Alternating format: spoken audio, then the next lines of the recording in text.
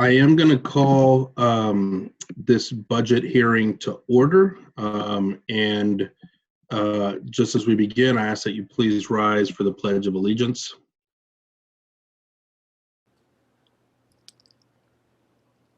I pledge allegiance to the flag of the United States of America and to the republic for which it stands, one nation, under God, indivisible, with liberty and justice for all. Great. Thank you all very much. So just as a reminder, this is the second of two budget hearings that have been scheduled. So one was last week and the second one is this week. And, I will be asking, at the end of this budget hearing for a vote from the committee, from the budget committee to, if everything is favorable, to go ahead and approve forwarding the budget to the full LAE board, which will then take it up and vote on it at its regularly scheduled meeting next Wednesday. So we did have a good chance to hear a lot of information last week, and a lot of questions were answered last week. So likely what I'll do, just in terms of process, I'll turn it over to the superintendent and her team to provide any additional updates. And I know there was some, additional information that was requested as we discussed last week with regards to the grants and things like that. So we'll talk about that. I'll go around and see if board members have questions, and then again, it'll conclude with a request to entertain a motion to send the full budget, ideally with support, to the full board to vote next week. So just as I turn it over to the superintendent, I just do want to remind everyone that in accordance with the governor's executive order of March of last year, this meeting is being conducted virtually, and all board members and staff will be participating remotely.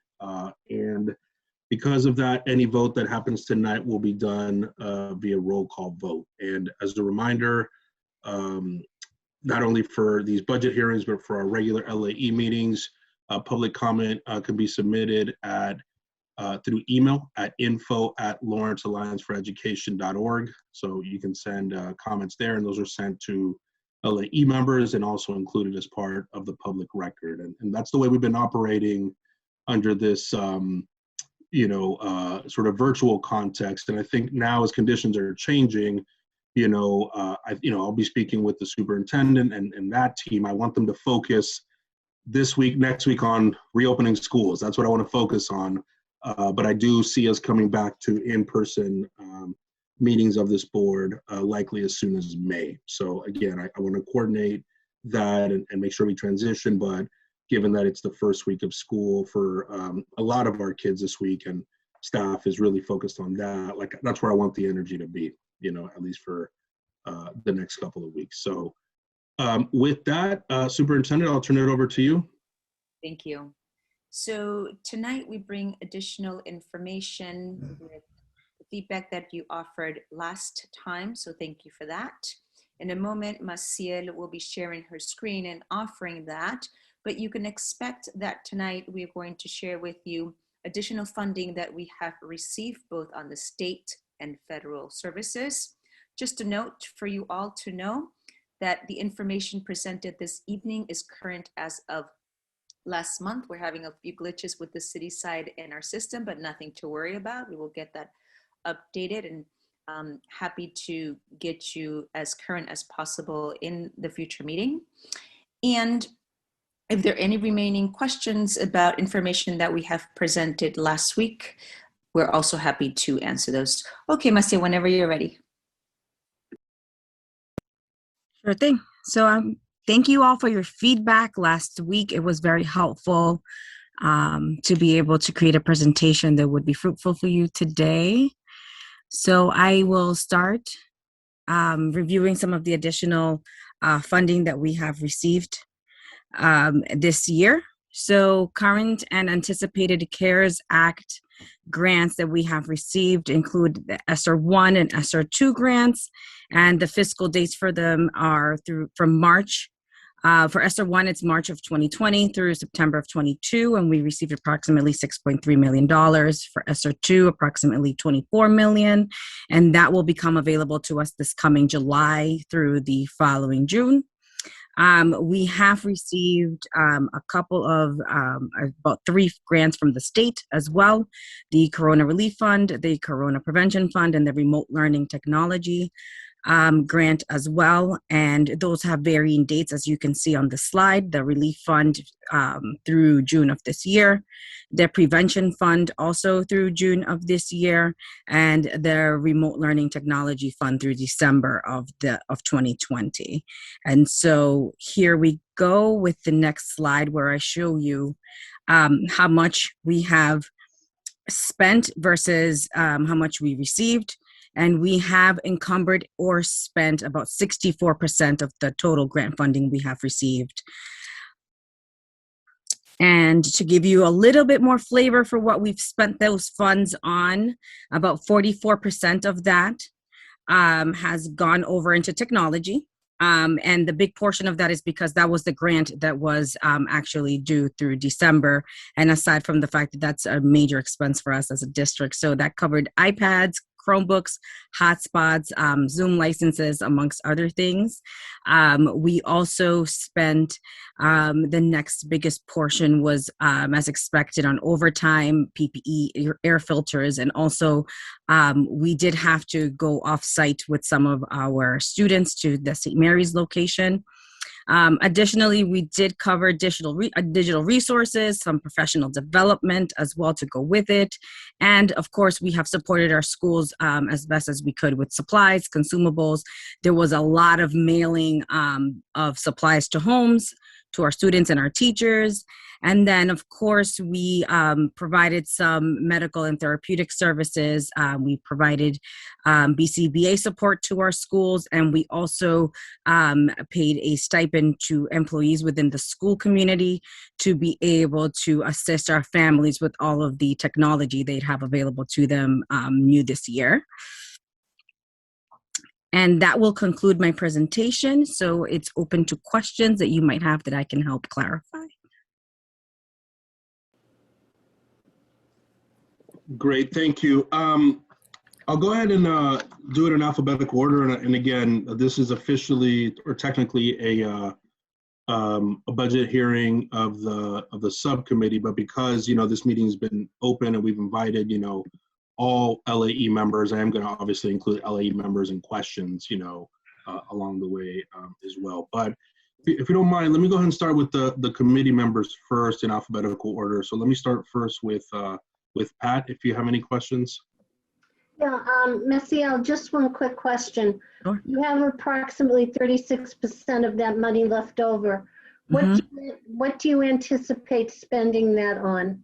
Sure. So unfortunately, because of how Cynthia mentioned the glitch, we've actually spent more than that already to date. That's just what we've spent through February. There has been additional stipends paid for coming back to school for planning purposes, just for our teachers that came back with our high needs students initially before we brought everyone back.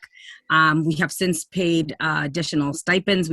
We've spent quite a bit of funds additionally since then for reopening schools. It's just that unfortunately it's not captured in there, but that's exactly where it's going to continue to go, is supporting bringing students back, additional supplies, additional needs that our schools may face at this point in time. And of course, a significant amount is anticipated to go to overtime. Yeah, Okay. I'll just add, Pat, that a lot of consumables are being at the schools. So we anticipate that that's going to happen through the remainder. And I think Maciel gave an example. We have these kits where it's almost every other month. The teachers prepare them, and then there's sort of a pickup that happens. And so the copying, the assembling, the actual physical backpack, the tote bag, all those things are all the consumables. And so we're so grateful for the additional funding because our teachers are incredibly committed to ensuring that students have the material in a 3D manner, not just online all the time, especially for our youngest learners. Okay, thank you. Anything else at this time, Pat? No, Ventura, I'm sorry. No, you're good. Okay. Next committee member I see here is Julia. Thank you, Ventura. Maciel, great presentation. And I'm happy to see that we were able to benefit from, unfortunately, this whole situation that we're in.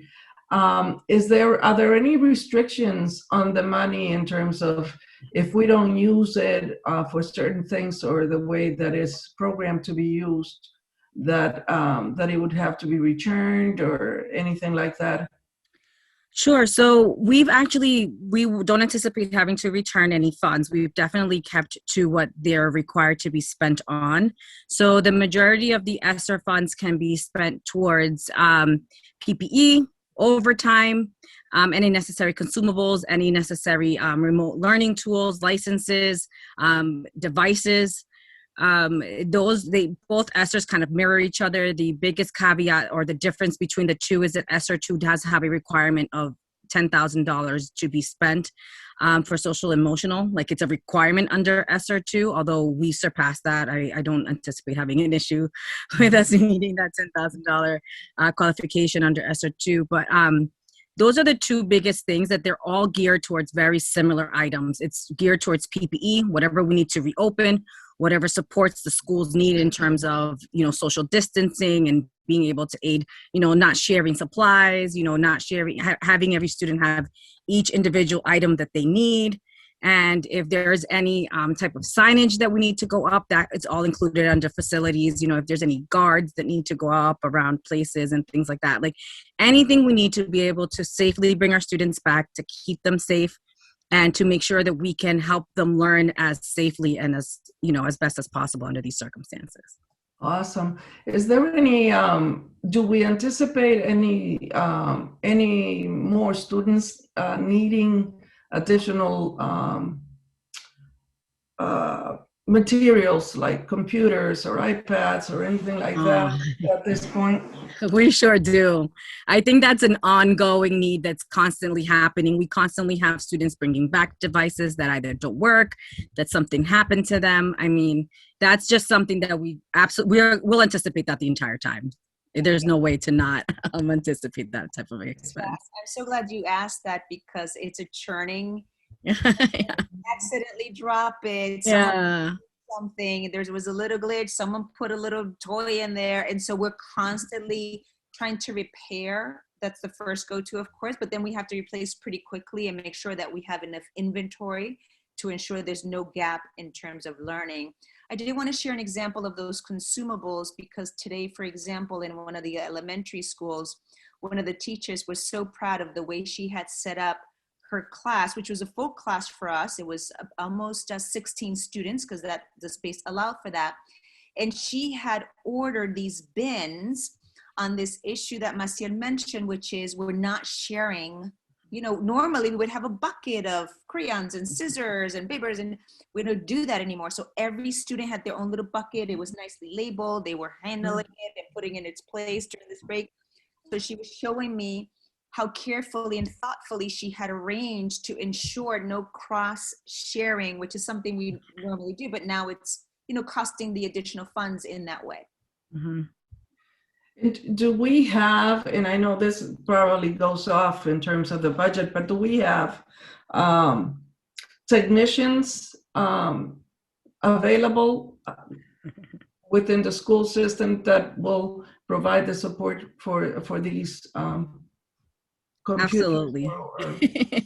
Yes. Yeah, the tech liaison that we, and I think you guys, we talked about this early on, and we all agree as a board and as a leadership team that would carry on for an additional year. So every school has at least one tech liaison, and of course the bigger schools have more than one because of the magnitude, and it's not possible for one person to support that many families and students. So we do have in each building a minimum of one person just solely dedicated to supporting the technology challenges. Offline, I mean, they're doing, these folks are willing to go to people's home to help with all of that. So it's quite remarkable. Excellent. Thank you so much. Thanks. Great. I don't see Dan on here, who was the other member of the committee, along with myself. So I'm going to go to the rest of the board. So Jess, I see you. Again, if you're opening up, if you have any questions or comments at this time. I don't actually. Yep, all good. All of my questions have been asked, so. Great. Noemi? Yes, hi. Thank you for the presentation. It's simple and elegant, and that's very good, very simple to understand. Maciel, I do have a question about one of the slides. I think is the last one before the thank you, the one that has the pie chart. I will try to get that slide back up for you. Okay. Yes, that one. So my question is actually more thinking about the future and not the current spending, because I think you guys are doing an excellent job distributing the funds based on the need of each school and the needs of the kids and their families. But looking at the orange slides, the digital resources and professional development, it is great that we have one more year of support. My question is, have you guys already thinking about how would you support the schools once that funding is not available?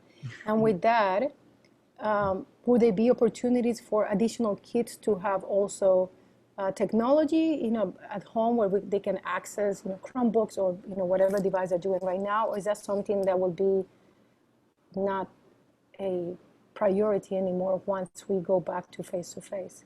Yeah, I can answer that, Noemi. It's a good question. I think your question is related to, will students continue to have access? Right now, all students have their own device. Yes. And the goal for us is for students to continue to have access to digital resources. That may mean that at some point, because the sustainability of what we're doing now is uncertain given the funding, yes, may have to do what traditionally we've done in the past, which is what we call the cart system. Grade has a cart and they share to the extent that teachers can sign up, the pods, the different grades know how to manage that. And also, as you know, we do quite a bit of formative assessment on these digital devices. So we always have to have plenty in hand so that all students have access to the digital resources, and teachers can also be able to benchmark where our students are electronically. So the goal is to have them have access beyond the pandemic and beyond the current model that we are using. Yes, and to me that's a piece that I was trying to figure out, because beyond the pandemic, do we know the impact of students being able to access the internet and technology at home? Does that bring any advantage? And if that is the case, and understanding the sustainability limitation, are we brainstorming about what could possibly be implemented? So. Yeah, it's a great question for us to start thinking through. And as Ventura mentioned, our focus is to get everybody back to FaceTime. Yes. And in a year's time, we're going to have to revisit the value of the digital resources, extension of the academics into the home with these devices and connectivity. We're not right there, but we can envision that there will be some version of that, not quite fully the way we're doing it now. Still believe that right now, the model of having kids in front of a very skilled teacher where they can get the support they need is both for grown-ups and both for kids. But we can imagine a version where there is some extending, enhancing enrichment, and we can support that virtually. Thank you.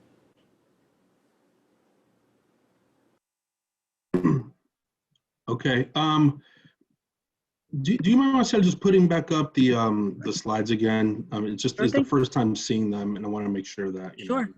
Do you want me to run through the entire thing top to bottom again? Start with the first slide again? Yeah, please. Just the first one that breaks down the funding sources and the years, and just yeah, even that, like that. Perfect. So, and again, I just want to make sure I'm clear and just for the benefit of the public. So we received this first round, roughly $6.4 million. And that's the part in terms of the pie chart that you've shown us on the next slide. That talks about how we've spent that amount of money or, close to it. The ESSER here talks about received and spent. But then what you're saying, if I understand correctly, and I do understand that there was an issue on the city side, just on the, with sort of technology that they're trying to address. So I understand that, well. So, but your sense is that not only have we spent more of this ESSER one, but that we're going to spend it all with no problem. I just want to make sure that's the first one. Yeah. Oh, absolutely. We will most definitely, we will absolutely spend it all. I don't foresee us having any problems spending it at all. Our students we have a lot of needs that need to be met, and we're super grateful to have this funding to be able to do that for our students and our families. We don't, the kind of difference in spending that you're seeing has more to do with us leveraging how long we have to spend it and along with our needs than it has to do with whether if there's a need to spend it or not. So just to bring your attention back to the bar chart here. So this fund here, the CVRF and the technology fund, they both initially had the same deadline of December of 2020. Subsequently, this one has been extended, but we spent those funds so quickly based off of just needs, and we've held off on ESSER because we've had these two to spend down first. And then you're noticing this one is just because it just became available to us at the beginning of this calendar year as well. But I guarantee you that everything we have quite a bit of additional expenses related to COVID, that spending it will not be any concern whatsoever. Yep. Great. And I'm sorry. I can tell you right now, we're missing a good chunk of, because I have to, remember, we just reopened, and in the meantime of this, we also brought back high need students. Yep. So those expenses of bringing back the students and also currently for reopening are not visible in the charts that I'm showing you right now. Yep. Great. And just to add, we're also planning for the summer programming. So all of that will be spent in addition to. Absolutely. And that is very true. We have an augmented summer school that we are planning at this very moment. Yeah. And I guess that's the only other, I'm sorry, can you mind going back to the first table? Yeah, sure thing. So that, I think addresses most of the funding sources that are here. The ESSER 2, that's the bigger amount, the 24, again, though, that's meant to really kick in July of this year, and we have access to it, for the next year. And I guess what would be helpful is, like, I can make an assumption that the things on the pie chart on the next slide are the same kind of things that you're gonna likely spend the money on. Sorry, on the next one, yeah. But I think what would be helpful to hear, and maybe not today, but it would be good even because I would be comfortable, sort of moving the budget forward as is, and I feel the questions around this year's funding, at least for me, have been answered. This money is by design, meant to be, gives us a little flexibility as we move forward and the expenses. And so I don't want to sacrifice that flexibility because we've needed it this year.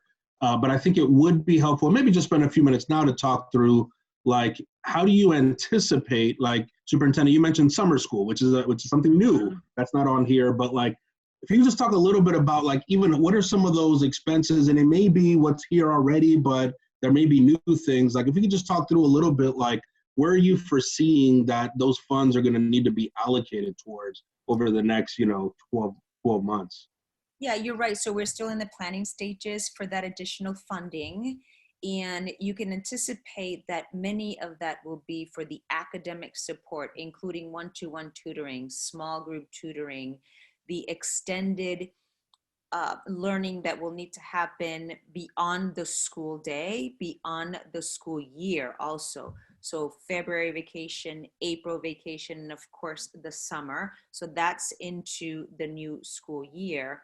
And then we want to be able to support the schools as they continue to identify the needs that we still haven't quite anticipated. So this will be a team effort as we, think through what else we'll need, along with everything that you see here as well. And we're happy to come back to you when we have a bigger, clearer picture of what has been identified as students come back in a more full scale. Now, we just had this week our youngest learners, as you know, followed by the middle school and high schoolers, and we're gonna pay lots of attention from our school-based teams in terms of the needs. Great. No, that's helpful. And again, like I would imagine you all need time to really plan that out and be able to react. So yeah, I would love, just as we move forward, we can find what the right time is, a few months, or we can sort of decide that. But it would be helpful to hear an update about how you all are, thinking of allocations in the next couple of months. We can talk through the right timeline, but that would be helpful. Okay, great. Well, those are all my questions.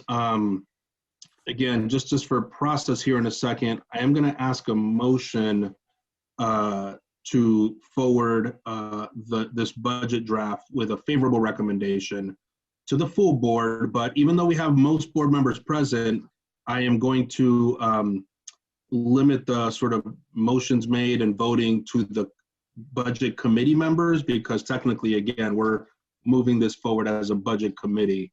So that would be Pat, Julia, myself, and Dan, who I don't see here, but we have, the majority of those members here. So for Pat or Julia, do I have a motion to forward this budget book to the full LAE with a favorable recommendation? So moved. Second. Okay, so let me do a roll call vote. Pat? Yes. Julia? Yes. And the chair votes yes. So the budget book is forwarded with a favorable recommendation. Knowing me and Jess, don't worry, he'll get a chance to vote on this in a week's time. Sure. But I'm also excited that you all were able to attend, and participate and hear the discussion, get questions answered, because I'm hoping next week will be another opportunity. But again, I think a lot of the questions have been answered. So, okay, so that's the last item. So, just before I ask for a motion to adjourn, Superintendent, I don't want to steal your thunder because I know you have a meeting with us next week and you'll give us an update on reopening, but can't end without something like, how's it going? We're dying to hear, give us a little something, please. Yeah, absolutely. I have two quick stories for you all. These are preschoolers and they've just arrived off the bus, and the two children catch themselves in the hallway and they run and embrace each other in this tender, loving moment. And my only regret is that I didn't capture it on video to share it with you, but it was so heartwarming. And then they sort of, they were not concerned about anything. And then they released each other and carried on and skipped away. And then the other story is, this is a second grader. He recognizes one of his teachers. He says, "I know you from Zoom." And she says, "That's right, buddy." And, he also carries on. It's been really sweet moments to watch students reacting to the 3D version of the people they've been seeing for over a year on this virtual world. And they're so carefree about it and so matter of fact. And the joy in the buildings amongst the staff members and kids. I wish you could be there. I wish you could experience this moment like I have. It really, I'm getting a little emotional because I could go on the whole night to tell you more stories about my, past 3 days of visiting students in this moment. So thank you for that. And I promise to bring you more stories, and maybe, hopefully I could capture some of these magical moments for you all. No, thank you. And again, just as before we adjourn, just sincere thank you to you, Superintendent, your whole team, all of our teachers, our staff members, for just, again, the ongoing work. And it's a big deal to get so many kids back this week. And so really Yeah. appreciate the effort. Thank you. And I would be remiss to not mention and profusely thank this team, my leadership team, who has worked incredibly hard to make this happen. The principals who have done remarkable work, and our teachers who are so skilled and have done, you've got to see this yourselves. And I hope that you believe that I'm not exaggerating here. So this team is remarkable, and I'm so proud of the work that has been accomplished so far. No, that's great. All right, we'll look forward to hearing more next week. At this time, from any LAE member, I would entertain a motion to adjourn. So moved. Do you have a second? Second, Okay, I'll ask for votes here from all LAE members present. So Jess, yes. Noemi, Yes. Pat, yes. Julia, Yes. and the chair votes yes. So we're now adjourned. Thank you very much. And a reminder, we have our next meeting next Wednesday at 6 p.m. and that'll be noticed with the link as well. So thank you very much. Have a good night.